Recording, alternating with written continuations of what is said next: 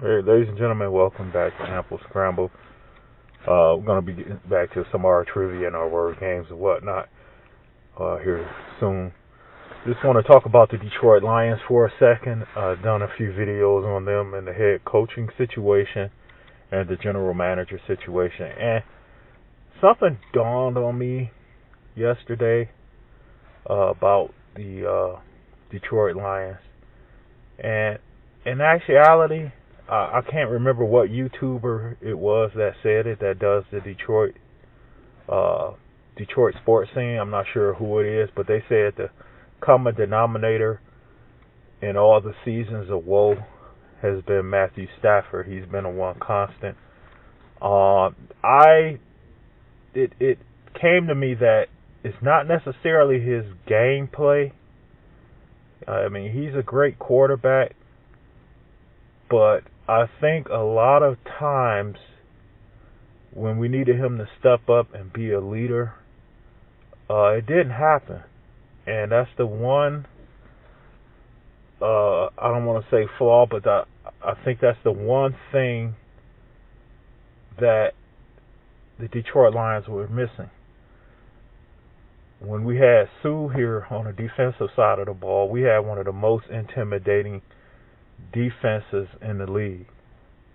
Yeah, they did some, got a bunch of stupid calls against them, unsportsmanlike conduct, and, things like that. But that was a defense to be feared, and I think that's when the Lions were most recently at their peak, was during his tenure here, which I still don't understand why they let him go. But when they let him go, that's when everything just practically went downhill.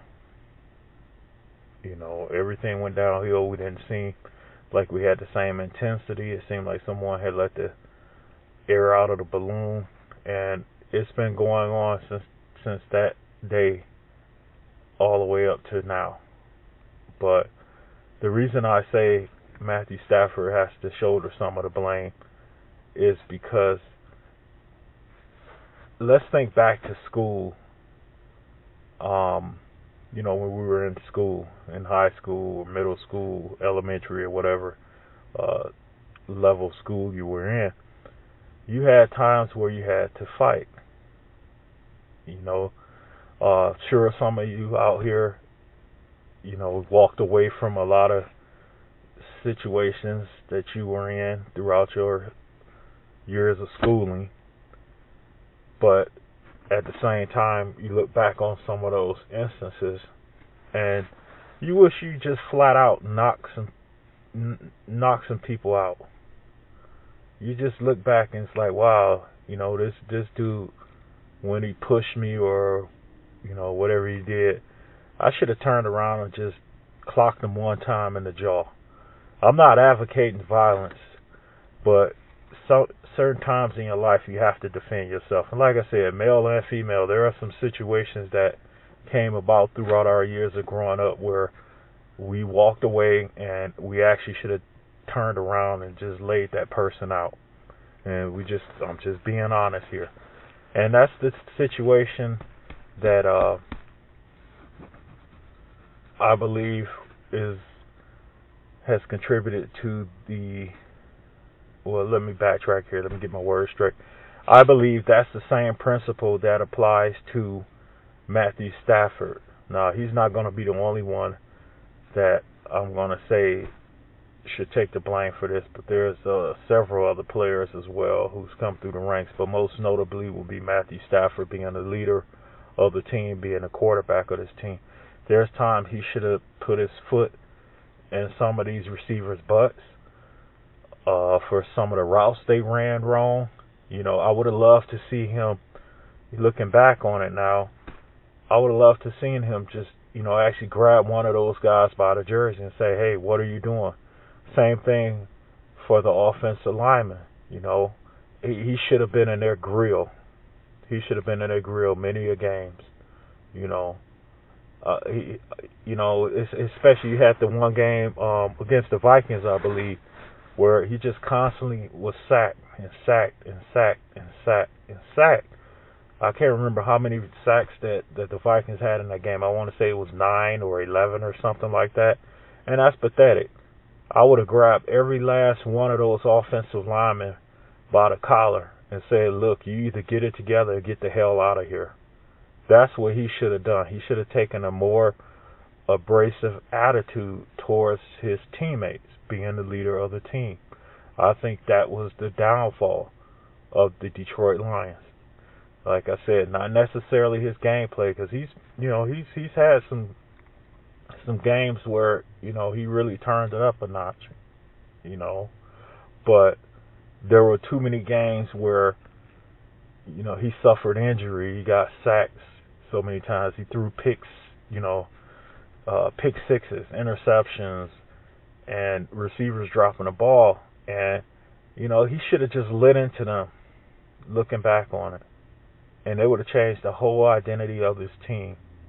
Also, the situation where we had those bogus calls and those bad calls against us, those are times as well that I think, I would have loved to see Matthew Stafford come unglued and pretty much go tell a referee to go, I don't know, let's just keep it nice, tell him to go and jump off a bridge. Okay, we'll keep it nice and say that. I believe there were times where he should have said that to these refs. I would have loved to seen him get a non-sportsmanlike conduct penalty a few times. I would have loved to seen him get an ejection once or twice. But it didn't happen. And I think that was the downfall of the Detroit Lions over these past few seasons. I know a lot could be attributed to some of the coaching that we had, because we did have some coaches that stood on the sideline and watched everything happen, and didn't confront the referees on the bad calls and things like that. But it ultimately falls down to your captains, to your leaders on the field, and that's where I say Matthew Stafford has a shortcoming here.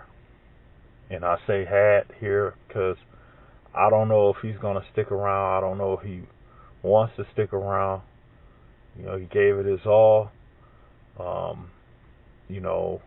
But I would love to see him go somewhere else and compete for if not a championship, but be in a more competitive situation than what he's been in here. And we'll have to see what goes on. But like I said, a lot of the blame, half of the blame over these past few seasons with the Detroit Lions has to rest on Matthew Stafford's shoulder some kind of way. And that's what came to me. And on to some of the other players. Barry Sanders, we love you. We love what you did here. But when you decided to hang up your cleats, I don't want to take anything from you, brother. But I would have loved for you to turn some of that anguish and the frustration that you had with this organization towards some of your fellow teammates. The same way I'm saying with Matthew Stafford. I know I would have loved, you're well respected, Barry Sanders. I would have loved to see you just grab some of these guys, and just light into them. I would have loved to have seen that. That's what we were missing. I mean, if we had a player on the offensive side of the ball the same way we had Suh on the defensive side of the ball, there's no telling where this franchise would be. I'm not going to go out on a limb and say that we would have won a Super Bowl, but I am going to say that we would have been a lot more competitive. We wouldn't have been getting our butts handed to us by the Green Bay Packers and Aaron Rodgers every season. Had we had a player that would step up and pretty much light into some of these other players.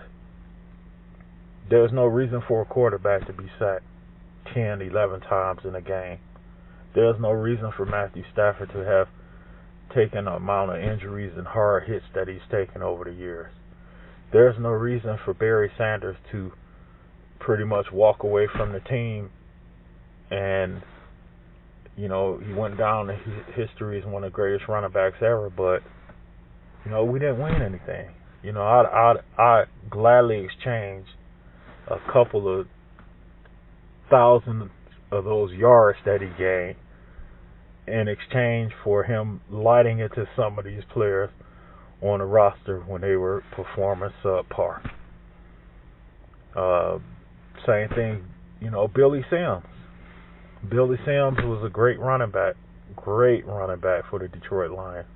And at that time, we had more of a complete team at that time. On the offensive side of the ball, yeah, we, you know, had some issues with some quarterbacks, but you couldn't touch our Detroit Lions teams back when Billy Sims was there, and even some of the years that Barry Sanders was there. We had a defense that was to die for. You know, we had Robert Porcher, Lomas Browns, Chris Spielman. I mean, we had a heck of a defense. That was never our issue. Our issue was on the offensive side of the ball. And as I stated before, I would have loved to see some of these players on the offensive side of the ball light into some of these other players. And I think that we would have, you know, won at least a couple of division titles. But I wish Matthew Stafford well in the future, in whatever direction he goes in the future concerning his career. We're still at this moment in time looking for a GM and a head coach, and we need to get someone in here that is a proven winner in either one of those positions. You know, I would love to have Barry Sanders to come in as a head coach. He's well respected. He's got unfinished business here, and we want someone that has a chip on their shoulder, you know, for the Detroit Lions franchise. You know, there's names being thrown out, but a lot of those names, I just don't get it. I don't know if they're not smart, so to speak. I don't know who's feeding this information, but these choices that they're giving for coaches and for GM, it just doesn't make sense. It doesn't make sense. We don't want someone, you know, with all due respect to some of the names they're putting out there, but they have no ties to the Detroit Lions. You know, and if you're going to hire someone that doesn't have any ties to the Detroit Lions or the state of Michigan in general, you better make damn sure that who you're getting is someone that is high profile, has a decorated history, and is a well-respected individual. That's why you keep seeing me throw out names like John Elway, Peyton Manning, and you know, Tom Brady, and there's a few others that I've thrown out there for the general manager position. But some of these other guys they're talking about bringing in, I disagree with them. You know, not saying that they wouldn't be a good pick, but that's not what we need at this time for this franchise. We need a high name, a high profile name for this franchise. And like I said before, I keep throwing out there, I just recently did a video about who you would break the bank for, back the Brinks truck up, and you know, Tom Brady is one of them. I mean, heck, I would just be sitting right there waiting at wherever he's going to have his press conference the day he retires. I'm sitting right there, and I'm giving everything to him for this organization. John Elway, I feel the same way about John Elway. John Elway, yeah, Denver hasn't been too good as of late. They've had some very devastating injuries on the defensive side of the ball, but hey, you know, the guy comes from a storied organization. Remember those years they went to the Super Bowl. They've been to the Super Bowl several times. They've won back-to-back championships with him as the quarterback. They won a championship with him in the front office. Denver is a winning culture, and yeah, they've having trouble with in the past couple of seasons. I mean, Patrick Mahomes is lighting everybody up, and it's just unfortunate for the Broncos that he happens to be in the same division that they're in. So, and AFC West has always been tough. So I say that so that we don't knock John Elway for the recent performances that we've been seeing out of the Denver Broncos. He's done everything that you would expect anyone to do, and there's nothing anybody could say negative about him in Denver. But that's a whole different. That's going to be a whole different video. But he's at the top of the list. Peyton Manning is at the top of the list.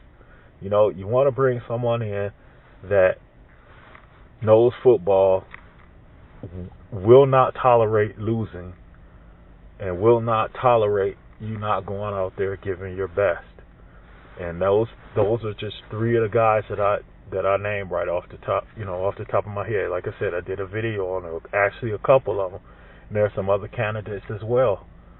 But you need to get someone in here that has that ferociousness, that never give up mentality, that I expect to win mentality. That's what we need to be looking for. We don't want to play any more games here. It's been too many years of quote unquote rebuilding, and all we've seen to do is tear things down.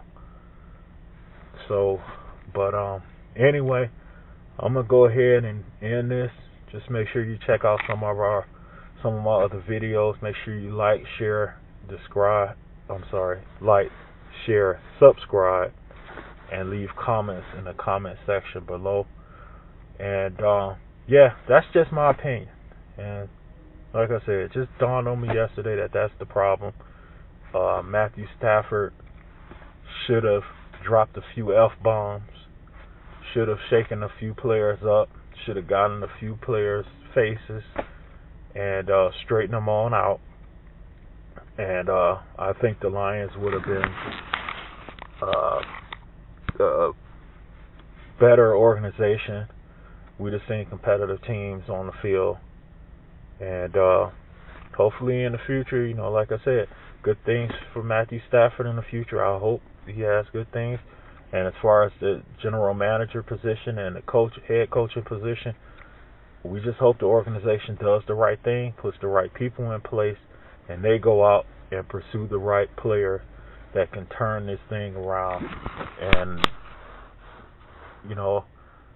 if not bring us a Super Bowl soon, at least get us a couple of division and conference titles, and we'll be satisfied. Thanks a lot for hearing me ramble, and you all take care.